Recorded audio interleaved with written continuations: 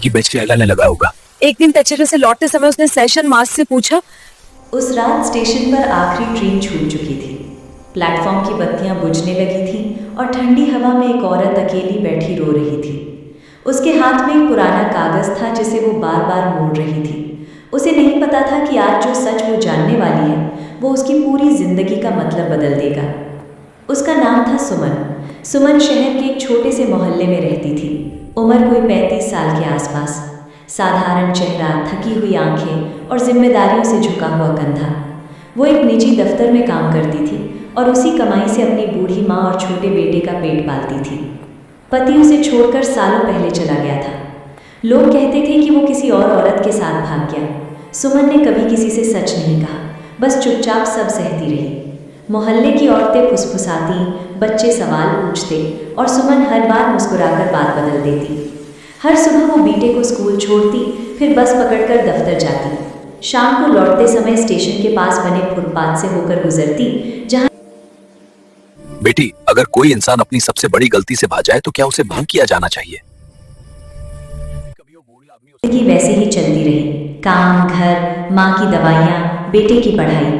लेकिन एक बात बदलने लगी थी। सुमन अब रोज स्टेशन जाने का इंतजार करने लगी थी। कभी कभी वो बूढ़ा आदमी उससे 2 बातें कर लेता, अपने गांव की, नदी की, पुराने दिनों की। लेकिन अपनी जिंदगी के बारे में वो कभी कुछ नहीं कहता। एक शाम उसने अचानक पूछा, बेटी, अगर कोई इंसान अपनी सबसे बड़ी गलती से भाग जाए तो क्या उसे माफ किया जाना चाहिए? सुमन चुप हो गई। कुछ देर बाद उसने कहा, अगर वो गलती उसे हर दिन मारती हो तो शायद वो पहले से ही सजा भुगत रहा होता है। बूढ़े की आंखें भर आईं। उसके बाद वो कई दिनों तक दिखाई नहीं दिया।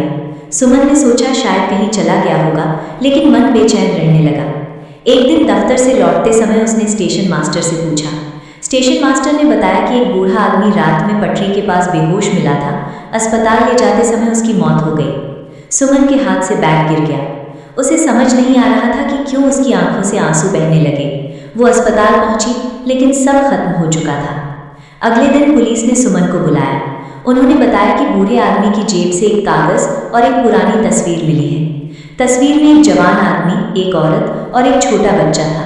औरत सुमन जैसी ही दिखती थी।